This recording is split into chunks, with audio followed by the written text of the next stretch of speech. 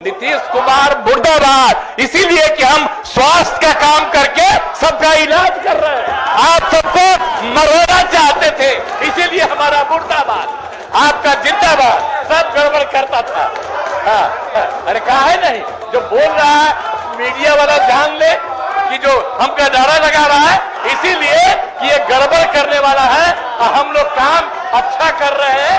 इसीलिए आप लोग भी याद करके इन लोगों के सब तरह के धंधा को पूरे तौर पर बंद करवाइए, बंद करवाइए। आई क्या है, हम इसको जानते न है, अभी परेशान है। नमस्कार, आप देख रहे हैं बिहार अपडेट्स। मैं रंजीत कुमार। अभी बिहार में जो लगातार कहा जा रहा था कि खेला होवे सभी वरिष्ठ पत्रकार का दावा था कि नीतीश कुमार की सरकार गिर जाएगी। मेरे साथ वरिष्ठ पत्रकार सुनील पांडे जी हैं। सर, सारे वरिष्ठ पत्रकार का दावा था कि नीतीश कुमार की सरकार गिर जाएगी। सर, दावा यहाँ गलत निकला। बिल्कुल, वरिष्ठों का सम्मान होना चाहिए, लेकिन मेरा शुरू से मानना था, पहले भी हमारी कई बार बातें हुई, कई न्यूज़ चैनल पर मैंने अपनी प्रतिक्रिया दिया था कि यह असंभव है, नीतीश सरकार अपनी बचा लेंगे।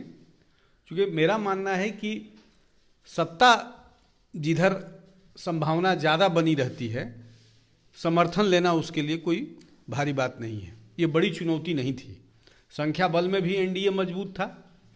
अब 2-4 विधायकों का इधर जाना उधर जाना, जिस आधार पर तेजस्वी बार बार खेला होने की बात कर रहे थे, ऐसा होना असंभव था। मेरा मानना था शुरू से ही कि नीतीश जी की यदि सरकार जाती है तो राष्ट्रपति शासन लागू होगा। राष्ट्रपति शासन लागू होने के मामले में भी अप्रत्यक्ष रूप से शासन की बागडोर बीजेपी या एनडीए के हाथ में होता है।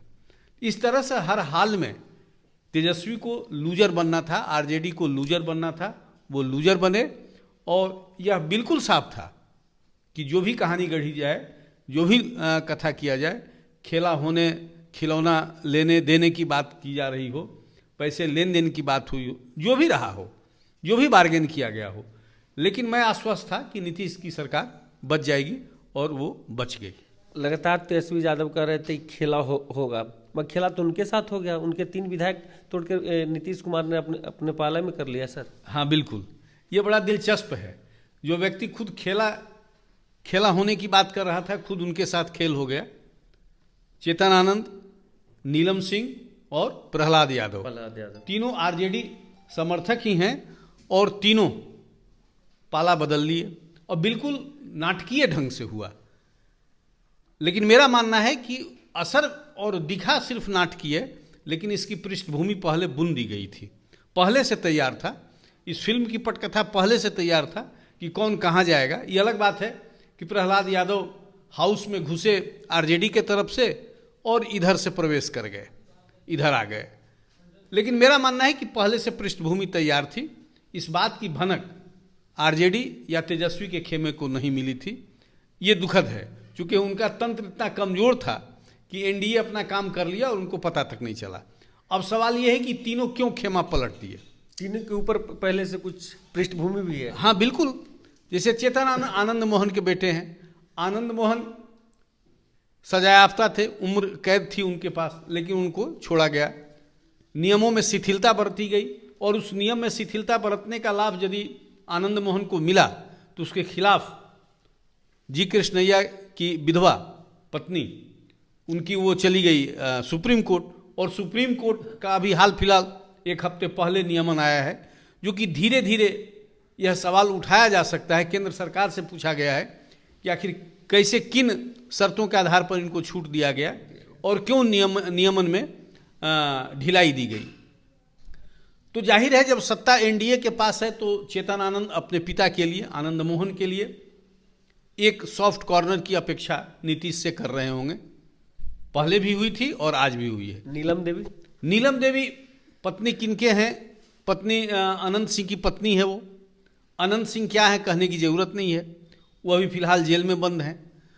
तो सत्ता से जो भी थोड़ी सी, ये मैं नहीं कहता हूं कि जेल से बाहर हो जाएंगे, जेल से बाहर करने की अधिकार किसी के पास नहीं, वो न्यायपालिका के पास होता है। हो सकता है कुछ इसी प्रकार कमिटमेंट हुई। बिल्कुल कमिटमेंट हो सकता है, लेकिन समझिए जेल में रहना और बाहर रहने के बीच में भी कई गैप हैं, कई इंजॉय, वो कई लिबर्टी उनको मिल सकता है, यदि सरकार और सत्ता उनके समर्थन में हो तो इसका लाभ उनको मिल सकता है।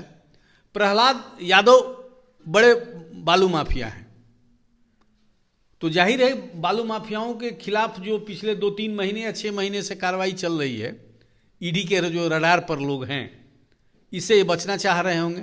लेकिन इस सबके पीछे एक कॉमन चीज है जो मैं बताना चाहता हूं।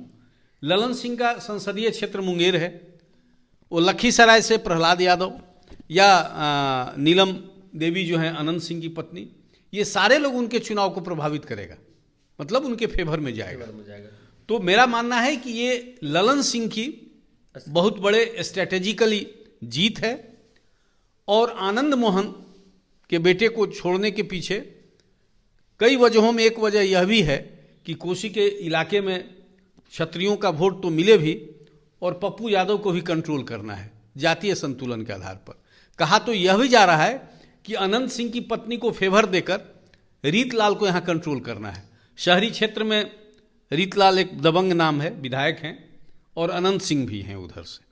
तो ये पावर बैलेंसिंग का भी खेल हो सकता है।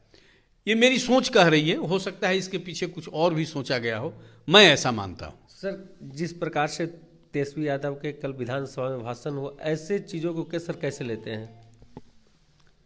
यदि पूरे इस घटनाक्रम को देखेंगे तो सबसे बड़ी बात, और बिहार की जनता के लिए यदि ये दिन खास था, तो तेजस्वी का भाषण था। हर व्यक्ति उसकी प्रशंसा, हर बुद्धिजीवी उसकी प्रशंसा कर रहा है, होना भी चाहिए। जो संसदीय प्रणाली में बोलने का अधिकार यदि आपके पास है, अब वो विपक्ष के नेता हैं, राज्य की सबसे बड़ी पार्टी के मुखिया हैं, क्योंकि नंबर 1 अभी भी आरजेडी ही है सदन में, तो इस तरह से उन्होंने जिन बातों को रखा, जिस तरीके से रखा, जिस भावनात्मक तरीके से रखा, वो बहुत महत्वपूर्ण था और उसकी प्रशंसा होनी चाहिए। अब रही बात इस सरकार की, सर भविष्य क्या होगी? इस सरकार का तो भविष्य सुरक्षित है, कम से कम लोकसभा चुनाव तक के लिए जो व्यवस्था की गई है एनडीए या बीजेपी के शीर्ष नेतृत्व के द्वारा, वो सुरक्षित रहेगा।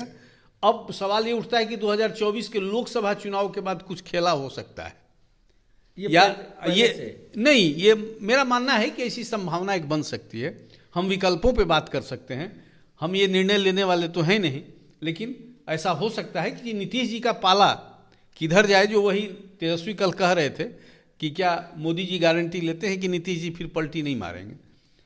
तो ऐसा मेरा मानना है कि 2024 का लोकसभा चुनाव तो इन्हीं के नेतृत्व में एनडीए यहाँ बिहार में चुनाव लड़ेगी। सर बहुत बहुत शुक्रिया। साफ तौर से इन्होंने कहा है कि 2024 के चुनाव के बाद एनडीए के 2024 के चुनाव के बाद कभी भी नीतीश कुमार के साथ खेला हो सकता है, क्योंकि पाला नीतीश कुमार बदलने में माहिर आदमी माने जाते हैं। आप देखते रहिए बिहार अपडेट, तब तक के लिए नमस्कार।